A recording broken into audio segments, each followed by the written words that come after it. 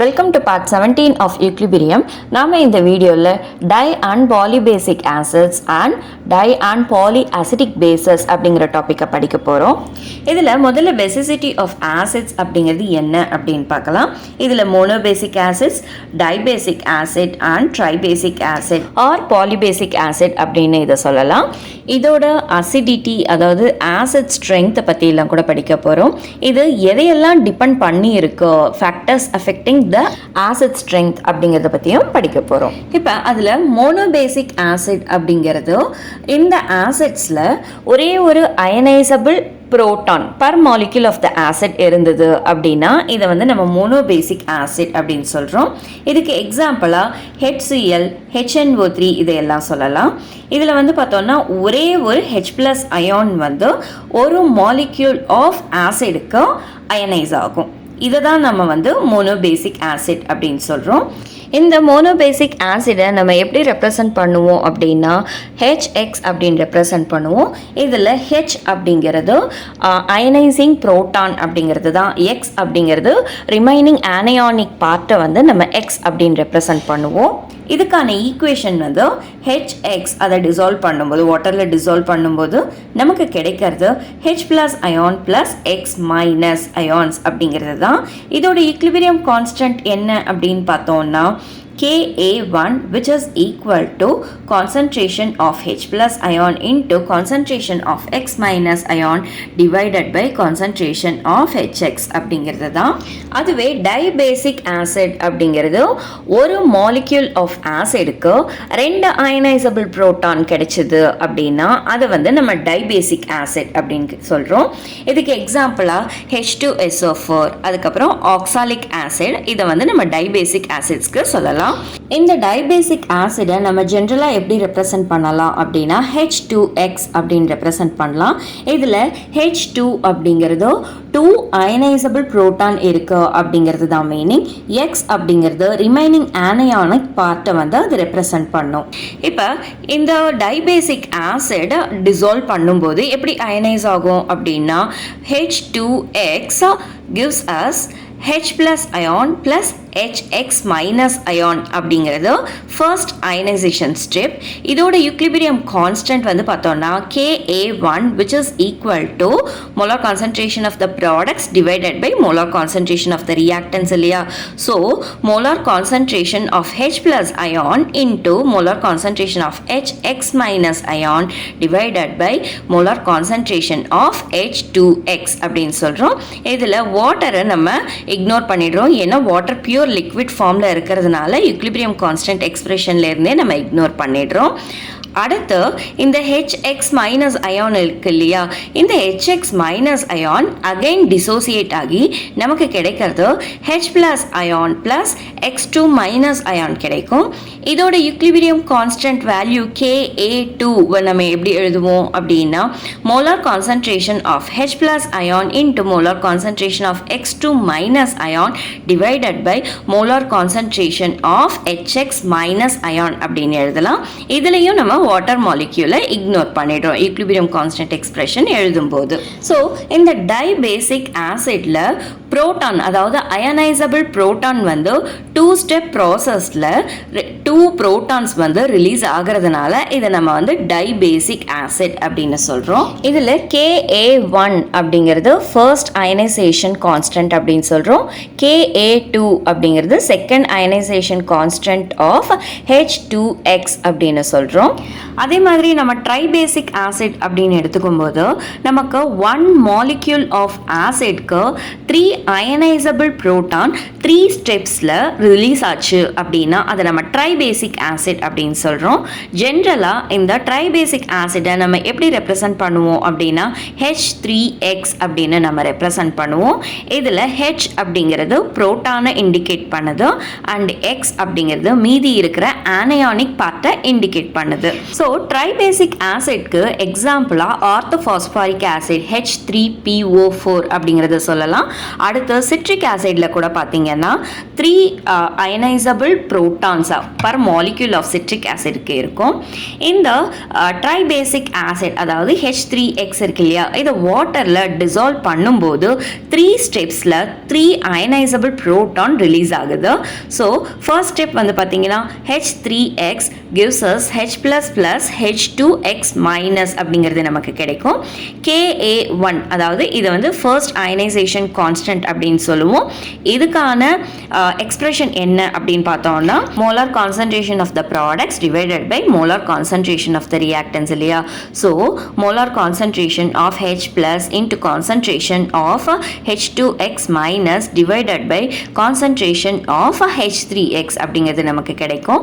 Next ஸ்டெப்பில் நம்ம first ஸ்டெப்பில் கிடைச்சிட H2X- இருக்கு இல்லையா, இது அகைன் அயனைஸ் ஆகும். ஸோ நமக்கு அனதர் புரோட்டான் இதில் கிடைக்கும்.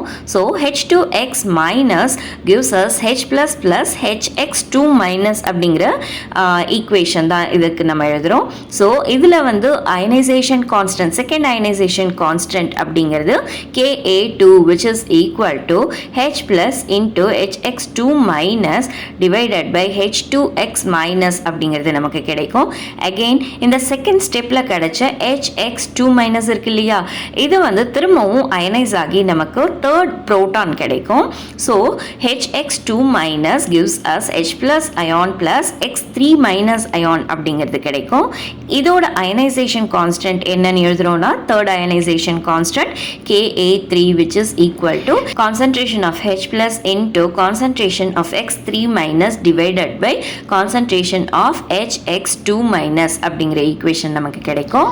Ionization constants of some common polyprotic acids, அதுவும் 298 கெல்வினில் அதோட ஈக்லிபிரியம் கான்ஸ்டன்ட் இல்லைனா அயனைசேஷன் கான்ஸ்டன்ட் வேல்யூ என்னவா இருக்கும் அப்படிங்கிறத சம் காமன் பாலிப்ரோட்டிக் ஆசிட்ஸ் இதில் கொடுத்துருக்கேன். இப்போ நம்ம ஹையர் ஆர்டர் அயனைசேஷன் கான்ஸ்டன்ட் அப்படின்னு எடுத்துக்கிட்டோம்னா இந்த டேப்லெட் காலம்லேருந்து Ka2 Ka3 அப்படின்ட்டு எடுத்துக்கிட்டோம் அப்படின்னா இந்த வேல்யூஸ் வந்து ஸ்மாலராக இருக்கும் lower order ionisation constant Ka1 விட. இது ஏன் அப்படின்னா நம்ம ஃபர்ஸ்ட் ஸ்டெப்பில் பார்த்தோம்னா இந்த புரோட்டான் அதாவது இந்த அயனைசபிள் புரோட்டான் இருக்கு இல்லையா, இது எதுலேருந்து நம்ம ரிமூவ் பண்ணுறோம் அப்படின்னா நியூட்ரல் மாலிக்யூல்லேருந்து ரிமூவ் பண்ணுறோம். அதுவே Ka2 Ka3 இந்த வேல்யூஸ் எல்லாம் ஏன் லோயராக இருக்குது அப்படின்னா நம்ம second proton and third ionisable proton இதெல்லாம் வந்து பார்த்தீங்கன்னா நம்ம ஒரு நெகட்டிவ்லி சார்ஜ்டு ஸ்பீஷியஸ்லேருந்து நம்ம ஒரு பாசிட்டிவ்லி சார்ஜ் புரோட்டானை ரிமூவ் பண்ணுறது கஷ்டம் அப்படிங்கிறதால, ஏன்னா இந்த இடத்துல வந்து electrostatic force of attraction between the negative ion and the positively charged proton அதிகமாக இருக்கும் அப்படிங்கிறதால அதை ரிமூவ் பண்ணுறது டிஃபிகல்ட் அப்படிங்கிறதால தான் இந்த Ka2 அண்ட் Ka3 வேல்யூஸ் வந்து Ka1 வேல்யூவை விட கம்மியாக இருக்குது. நம்ம கார்போனிக் ஆசிட் எக்ஸாம்பிளை எடுத்துக்கிட்டோம் அப்படின்னா கார்போனிக் ஆசிட் அப்படிங்கிறது ஒரு நியூட்ரல் ஸ்பீஷியஸ். இந்த ஸ்பீஷியஸ்லேருந்து ஃபர்ஸ்ட் புரோட்டானை ரிமூவ் பண்ணுறோம். நியூட்ரல் ஸ்பீஷியஸ்லேருந்து ஃபர்ஸ்ட் புரோட்டானை ரிமூவ் பண்ணும்போது அதோட வேல்யூ பார்த்தீங்கன்னா 4.3 into 10⁻⁻7 அதோட அயனைசேஷன் கான்ஸ்டன்ட் வேல்யூ. அதுவே செகண்ட் புரோட்டானை HCO3- அப்படிங்கிற நெகட்டிவ்லி சார்ஜ்டு அயான்லேருந்து ரிமூவ் பண்ணும்போது கிடைச்ச Ka2 வேல்யூ வந்து பார்த்தீங்கன்னா 5.6 into 10⁻11 அப்படிங்கிறது தான்.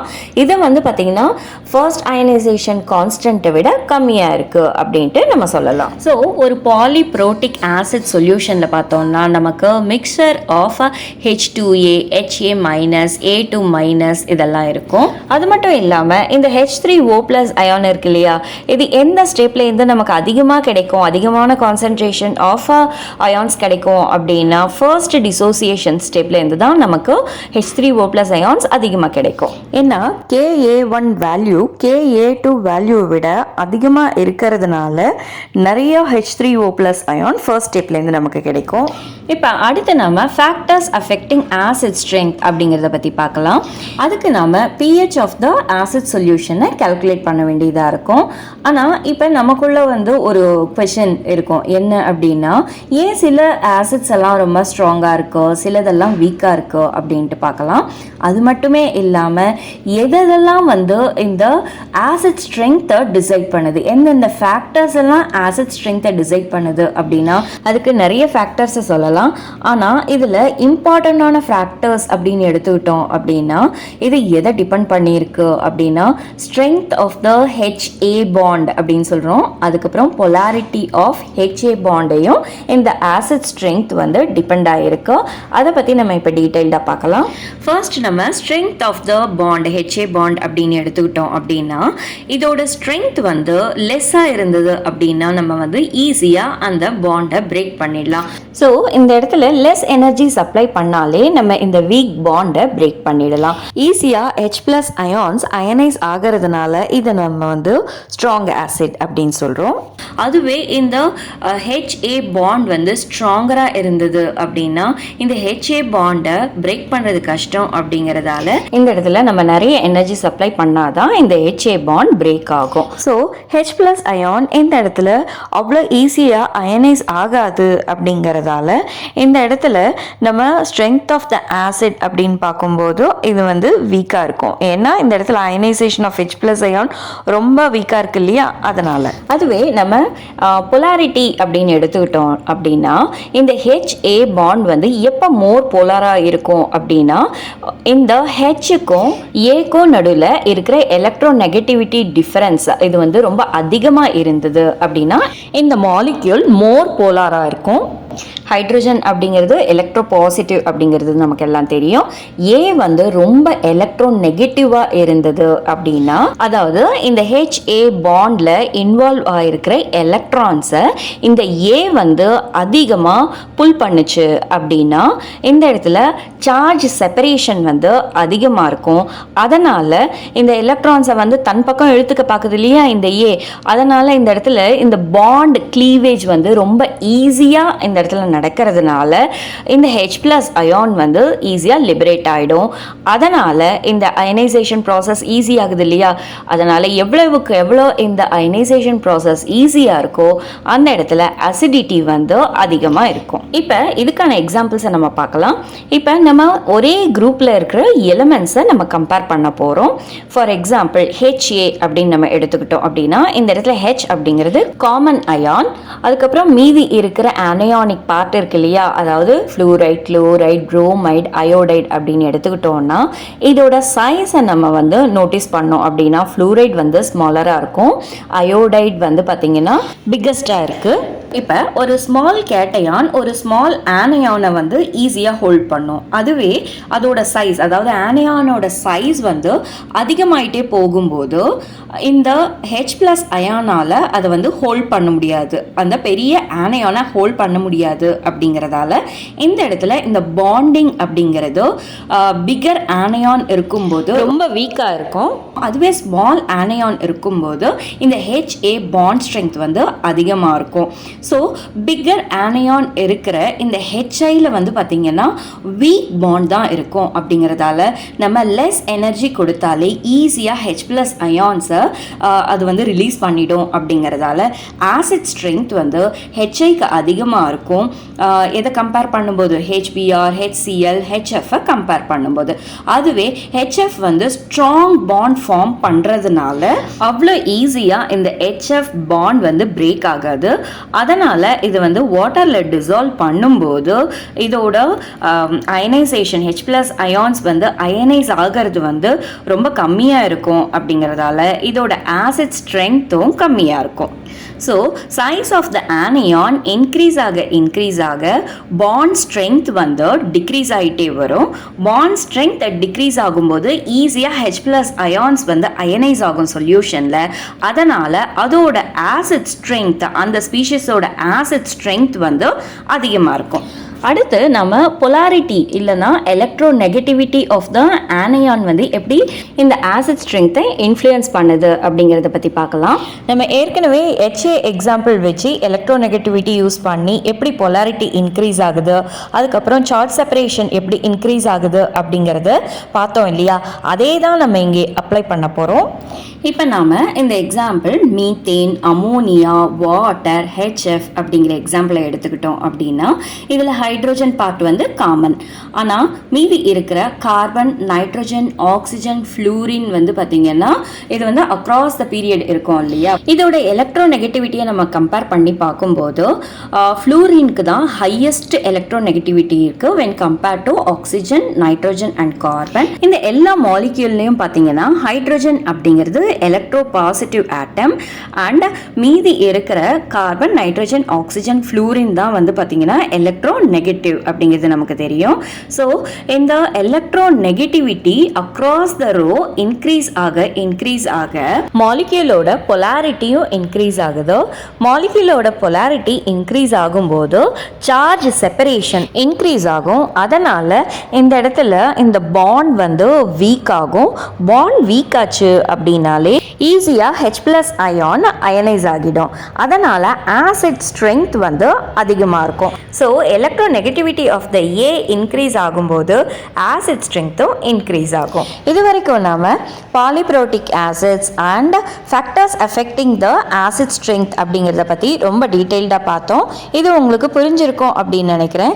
இந்த வீடியோ உங்களுக்கு பிடிச்சிருந்தா லைக் பண்ணுங்கள், ஷேர் பண்ணுங்கள், சப்ஸ்கிரைப் பண்ணுங்கள். தேங்க்யூ ஃபார் வாட்சிங் திஸ் வீடியோ.